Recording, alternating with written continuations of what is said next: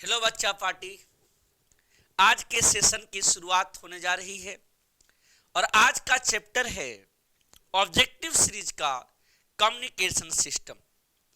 Communication system के objective बहुत ही सरल और रोचक होते हैं। तो क्या आप लोग तैयार हो? यस, तो बेल आइकन प्रेस कर देंगे, सब्सक्राइब बटन प्रेस कर लेंगे, साथ ही साथ अपने फ्रेंड सर्किल में शेयर करेंगे, क्योंकि ये चैनल आप सभी के लिए न्यू बनाई जा रही है ताकि बेसिकली सारी बच्चे तक ये पहुंच सके शॉर्टली। इसलिए हमने आपको कहा कि जितना हो सकेगा शेयर कर देंगे। आइए आज की शुरुआत करते हैं ऑब्जेक्टिव सेशन के साथ। जो हमसे जुड़ना चाहते हैं नेक्स्ट सेशन के लिए वो दिए गए कांटेक्ट नंबर पे कांटेक्ट कर लेंगे। तो आज की पहली क्वेश्चन है, पृथ्वी की सतह पर किसी स्थान पर एक टीवी ट्रांसमिशन टावर की ऊंचाई दिया गया है कितना? 245 किलो नहीं मीटर है केवल। ठीक है। अब वह अधिकतम दूरी जहां टावर से संचरण करके पहुंचेगा, यानी दूरी बराबर निकालना है। रूट में कितना? 2RH होता है। ये R क्या है? रेडियस ऑफ अर्थ होता है और इसका मान होता है 6400 किलोमीटर। पृथ्वी की त्रिज्या कितनी होगी? 6400 किलोमीटर। अब इसको चेंज कर दीजिए मीटर में। 6400 गुने 10 पे पावर 3 मीटर। अब इसके वैल्यू को पुट कर दीजिएगा, आएगा 2। आर का वैल्यू कितना दिया हुआ है यह जानकारी है, 6400 गुने 10 पे पावर 3। साथ ही साथ इसमें दिया गया टावर की ऊंचाई होगी यहाँ पे कितना? 245 मल्टीप्लाई, और कैलकुलेशन करने पे ये आता है 56 किलोमीटर और इसका करेक्ट आंसर हो गया सी। अब थोड़ा बात सोचिएगा, यहां पे अगर ऐसा कभी रहेगा जहां दूरी की बात, तो ये भी एक ऑब्जेक्टिव क्वेश्चन होगा। यानी बात किसकी हो रही है? एंटीना की। और एंटीना के दूरी की सूत्र कितनी होगी? 2RH। आर क्या है? पृथ्वी की त्रिज्या। ठीक है, चलिए नेक्स्ट टॉपिक की तरफ चला जाए। कहता है फैक्स का अर्थ बताइए। देखिए फैक्स होता क्या है? जो पुराने टाइम्स में क्या होता था, टेक्स्ट मैसेज को, पिक्चर को टेलीफोनिक सिस्टम से भेजते थे और इसका होगा ऑब्जेक्टिव। इसका फुल फॉर्म क्या होता है? इसका अर्थ क्या है? फैक्सिमाइल टेलीग्राफी। ठीक है, अब आगे चला जाए। फैक्स नंबर हुआ करता था जिससे एक चलचित्र को एक स्थान से दूसरे स्थान तक हुब टू हुब पहुंचाया जाता है। बट आज की जनरेशन में ये तो होता नहीं है। WWW आ गया, वर्ल्ड वाइड वेब। देखिए इसमें संचार व्यवस्था के लिए आवश्यक तत्व। देखिए संचार व्यवस्था 3 सिस्टम पे जुड़ा हुआ है। जब हम बोलते हैं जो वक्ता होता है वो क्या होता है? ट्रांसमीटर। और जिस चैनल से जाए, मतलब जिस कम्युनिकेशन सिस्टम से, ये क्या होगा? कम्युनिकेशन। और रिसीवर के पास हुब टू हुब पहुंच जाए, तो इसका आंसर करेक्ट कौन सा होगा? डी। ठीक है। अब दूसरी बात क्या होता है? संचार तंत्र होता क्या है? अपनी अपनी बातों को रिसीवर तक हुब टू हुब पहुंचाने की प्रक्रिया को ही कम्युनिकेशन कहेंगे। अब नेक्स्ट देखिए, स्काई वेव संचार आधारित है। अब स्काई वेव किससे रिटर्न बैक आता है? तो यहां पे सीधा बात है, स्काई वेव किस पर आधारित है? तो आयन मंडल पे। जो आयन मंडल क्या होता है? 80 से 400 किलोमीटर के नजदीक था। बहुत सारे लेयरें बताए गए थे, आयनोस्फेयर, इसके बाद कितना समताप मंडल, क्षोभ मंडल। इसमें आंसर करेक्ट होगा कौन सा? आयन मंडल। नेक्स्ट टर्न, अगला है आयाम मोडुलन सूचकांक। आयाम मोडुलन सूचकांक क्या होगा? तो आयाम मोडुलन सूचकांक का मान होता है 0 से 1 के बीच में। आयाम मोडुलन सूचकांक का मान किसके बीच में? 0 से 1 के मध्य होता है। नेक्स्ट देखिए, अब कह रहा है टीवी, अगर बात किया जाए कि सबसे पहले टीवी प्रसारण, कि यहाँ पे अलग अलग प्रसारण के बारे में हम लोग चर्चा करेंगे, लेकिन यहाँ पे चर्चा किसकी हो रही है? टीवी प्रसारण। ये होता है कितना? 30 से कितना तक? 300 MHz तक। 30 से 300 MHz तक के फ्रीक्वेंसी को ये रखता है। गीगाहर्ट्ज नहीं, मेगा। चलिए आगे बढ़िए। रेडियो वेव का परावर्तन होता है आयन मंडल से।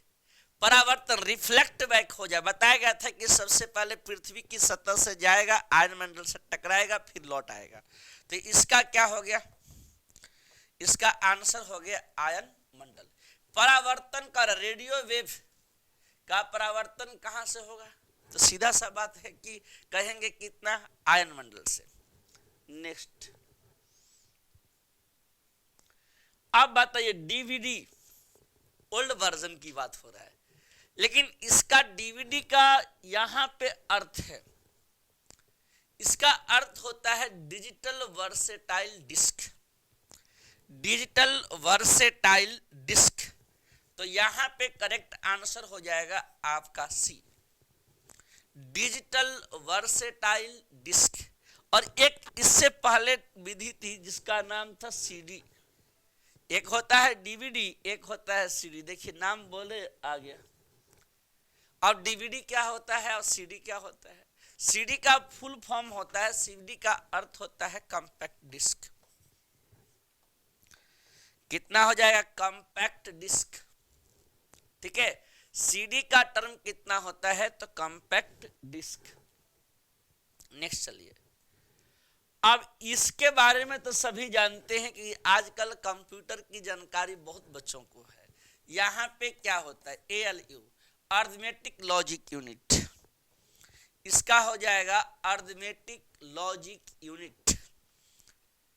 ठीक है, ये कंप्यूटर में CPU, यानी कि सबसे पहला बात, लैपटॉप की बात नहीं हो रही है, जहां पे CPU होता है उसके अंदर की बातें की जा रही है, जिसमें लगता है क्या? ALU, arithmetic logic unit. आयन मंडल का रेंज होता है 80 से 400 किलोमीटर तक। कितना? 80 से 400, लेकिन यहां ऑप्शन में दिया गया है ए, इसलिए करेक्ट आंसर हो जाएगा ए। ठीक है, बीच बीच में बहुत बार ये आते भी रहा है, जब मॉडर्न फिजिक्स की हम लोग चर्चा कर रहे थे या सेंटर पेपर की डिस्कशन पिछले क्लास में हो रहा था, उसमें भी कम्युनिकेशन आ रहा था। ठीक है, ऐसे भी हम चैप्टर वाइज सारे चैप्टर का ऑब्जेक्टिव करवा देंगे। टाइम मिलता है तो आपको लॉन्ग क्वेश्चन यानी 5 मार्क्स भी कैरी आउट करके आपको दे दी जाएगी। कह रहा है ए लाउड स्पीकर परावर्तित करता है इलेक्ट्रिकल सिग्नल को साउंड सिग्नल में। इलेक्ट्रिकल सिग्नल को साउंड सिग्नल में चेंज करता है। नेक्स्ट, अब बात आया माइक्रोफोन परिवर्तित करता है साउंड सिग्नल को इलेक्ट्रिकल सिग्नल में। साउंड सिग्नल को किसमें? इलेक्ट्रिकल सिग्नल में सेंड करेगा। चलिए आगे की तरफ बढ़िए। अब एंटीना क्या है? एंटीना तो बस एक फॉर्मेशन होता है, चैनल होता है, और जिसमें क्या होता था? इंडक्टिव। ठीक है, अब इसमें एक नाम आता था कि जैसे ट्रांसड्यूसर।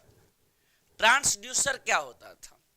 जिस पर हम स्पीक करें और जब बहुत दूर तक जाए। लेकिन इसमें से कह रहा है क्या? निम्नलिखित में कौन ट्रांसड्यूसर नहीं है? तो ट्रांसड्यूसर नहीं है कौन सा? एम्पलीफायर। यहां पे ट्रांसड्यूसर यानी सीधा सा टर्म हुआ कि ट्रांसड्यूसर कौन नहीं है? एम्पलीफायर। क्योंकि एम्पलीफायर एक ऐसी युक्ति थी जो लो सिग्नल को हाई सिग्नल में चेंज करता था। कहते थे एम्पलीफायर, ये पिछले सेशन में भी आया था। अब ऑडियो की फ्रीक्वेंसी कम होगी। ऑडियो की फ्रीक्वेंसी बहुत कम होती है, लेकिन अब यहाँ क्या दिया गया है देख लीजिए। यहाँ पे दिया गया है 20 HZ से और 20 kHz तक। ठीक है, हाँ, प्रत्येक टॉपिक को समझ करके आगे की तरफ बढ़ना है। कह रहा है वे तरंगे जो आयन मंडल के द्वारा नीचे मुड़ती हैं। कहां से मुड़ती हैं? आयन मंडल से। ये तो बात समझ गए कि आयन मंडल क्या कर रहा है? परावर्तन की क्रिया कर रहा है, और परावर्तन की क्रिया मतलब स्पेस। ठीक है, लेकिन यहां पर कितना होगा? व्योम तरंगे, स्काई वेव। सबके डायग्राम आलेख बताए गए थे। अब आइए मोडेम। देखिए आज तो वाईफाई आ गया, इससे पहले एक डोंगल हुआ करता था, जो हम लोग किसी सिस्टम या ऑपरेटिंग सिस्टम में सिम कार्ड इंसर्ट करके उससे इंटरनेट की सुविधाएं प्रदान करते थे या लेते थे, यूज करते थे। तो इसमें क्या होता है? तो इसका अर्थ होता है, इसमें दो टर्म है। मोडेम का अर्थ होता है मोड प्लस डेम। मोडेम का मतलब ही होता है mod plus dem, modulation plus demodulation. कहता है कि ये दो सिस्टम में काम करता है, एक मोड है और एक कितना है? डीम, यानी मॉड्यूलेशन और साथ ही साथ कितना? डीमॉड्यूलेशन के सिस्टम पे काम करता है। नेक्स्ट कह रहा है कि यहां बताइए, हाँ अब देखिएगा यहां पे जो बातें आ रहा है, कह रहा है विद्युत परिपथ का प्रयोग करके किसी सिग्नल की प्रबलता को बढ़ा दे। था ऐसा कुछ? पिछले चैप्टर में भी अल्फा बीटा के कंडीशन को भी पढ़े थे, एम्पलीफायर में जो लो सिग्नल को हाई सिग्नल में कन्वर्ट करता था। तो इसका करेक्ट आंसर कौन सा हो गया आपका? सी, एम्पलीफिकेशन। ठीक है, हाँ इसमें लंबा चैप्टर नहीं है, छोटा सा चैप्टर है जिसमें आपको डाटा पता रहेगा तो आंसर जल्दी कर लेंगे। अब किसी माध्यम में संचरण के समय सिग्नल के सामर्थ्य की हानि, यह होता है एटेन्यूएशन, क्षीणता, और इसको काउंट करते हैं डेसिबल में। किसमें? डेसिबल। अब इसमें डेसिबिलिटी की कंडीशन तो आ ही जाती है कि इसमें वैल्यू रहेगा, कहीं कहीं पे ऑब्जेक्टिव भी आपने देखा होगा। अब बताइए यहां कह रहा है पॉइंट टू पॉइंट, अब तो ये सबको आता है। कह रहा है कि ये पॉइंट टू पॉइंट काम करता है, पॉइंट से कहां तक? पॉइंट मतलब एक पर्सन से कितने पर्सन? दूसरे पर्सन। और एक पर्सन से दूसरे पर्सन, यहां केवल एक ही टर्म काम करता है जिसका नाम है टेलीफोन। यानी एक सिग्नल से कितने तक? दूसरे तक। 1 to 1 काम करे, 1 to 1, जिसका नाम है कम्युनिकेशन में टेलीफोन। हेलो जी, यस जी, सुन लेंगे जी। तो मतलब सीधा सा बात हुआ कि 1% to 1% तक काम करे, जिसका काम था क्या? टेलीफोन। टेलीविजन नहीं, टेलीविजन 1 to many होता है। अब इसका बैंडविड्थ बताना है, बैंडविड्थ यानी ऑप्टिकल फाइबर की बैंडविड्थ कितनी होगी? तो ये आंसर हो जाएगा आपका डी, 100 गीगाहर्ट्ज। कितना होगा? 100 गीगाहर्ट्ज। ठीक है, 100 गीगाहर्ट्ज होगा। चलिए ठीक है, आगे की तरफ बढ़ा जाए। अगला कहता है ईएचएफ परिसर के आवृत्तियों के प्रसारण किसके द्वारा? अल्ट्रा हाई फ्रीक्वेंसी है, ये तो होता है स्पेस वेव के द्वारा। किसके द्वारा? हर क्वेश्चन को टैली करने का मेरा टारगेट रहता है। अभी इसके पहले में स्काई था, अभी देखिए क्या आ गया? स्पेस। ताकि प्रत्येक टॉपिक को यदि एक बार भी देखा जाए तो कौन जानता है कौन टॉपिक इजी आ जाए। होता है ना तरीका सामने से। नेक्स्ट देखा जाए। अब इसमें कह रहा है कि इन तरंगों के क्षितिज किसके बीच में काउंट की जाएगी? यहां पे। तो इसका कंडीशन साफ साफ कल भी बातें कर रहे थे कि ये 10 mHz के बराबर होता है, 10 mHz के बराबर। ठीक है, अब आगे चलिए। कर बेतार के तार का आविष्कार किया। बेतार के तार का आविष्कार किया किसने? मार्कोनी ने। किसने किया? मार्कोनी।